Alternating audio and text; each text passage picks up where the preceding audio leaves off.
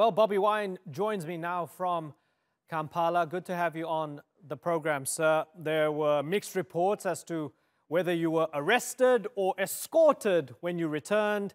And even when it came to your torture, the government said, actually, you weren't tortured before you went to the United States. Just for the sake of absolute clarity, the government still says you weren't tortured. Tell me why you think they're wrong. Well, the government of Uganda should actually be ashamed itself, because in the first place, I was arrested, tortured, and then when I was paraded in the military court, the government presented 2 machine guns and claimed that they were found on me. But later on, the government, without giving any justification, dropped the charges. And personally, I had wounds, and not only me, but the Honorable Zake continues to be in a terrible state in a hospital in India, following the same day fracas. Many other people continue to ail in hospital. So it is shameful for the government to say that it can torture its people and then later on come out to deny them. Right. Treason, a hell of a charge. Tell me what that means. Does that mean that Museveni is threatened by you? Well, the government, the regime, President Museveni's regime, has always brought up brutal violence against anybody that challenges his authoritative rule. But this time it was too much, because even on the way I returned on the airport, I was brutally arrested. And again, Entebbe town and the whole of Kampala city was like a war zone. It is evident that the regime is very scared of people coming together, and now they are doing anything else to cause fear. The fear is not against me, the fear is against the people of Uganda coming together. How big is your movement? Well, it is people power. First of all, it is not my movement. It's not about me. It is all the people of Uganda, all the oppressed people of Uganda. So it is very big because it goes across all political parties. We have people that support us, even from within the ruling party, and yes, from within the regime itself. So everybody is people power in Uganda for as long as they fall on the side of the oppressed. Watching previous interviews of yours, you refer to yourself as a ghetto president. Tell me what that means. What is a ghetto president? Well, I grew up from the ghetto. I made all my, lived all my youthful life in the ghetto. But still, when I was in the ghetto, I always tried to come up with the ideas that liberate ourselves, especially mentally. And that is when they nicknamed me Ghetto President. I'm looking at Museveni's career. He's 74 years old.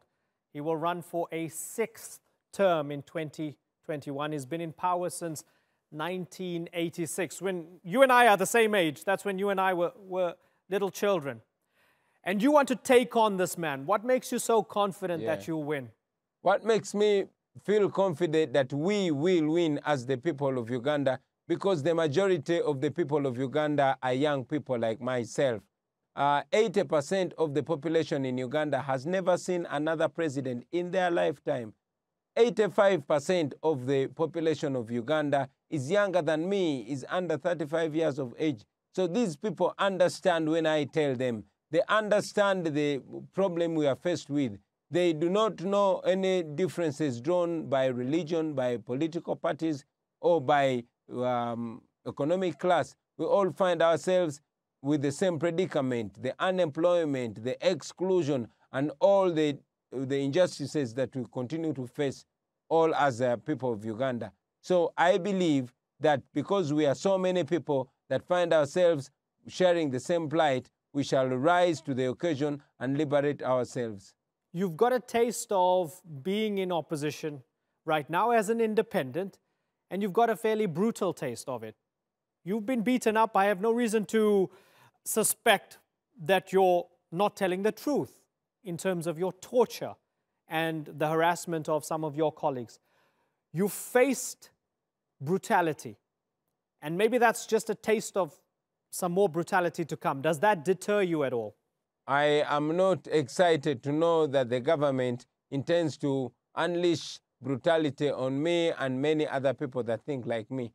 But again, I am more scared of living like a slave in my own country. I am more scared of getting tough questions from my children and my grandchildren asking me what I did when the nation was going astray.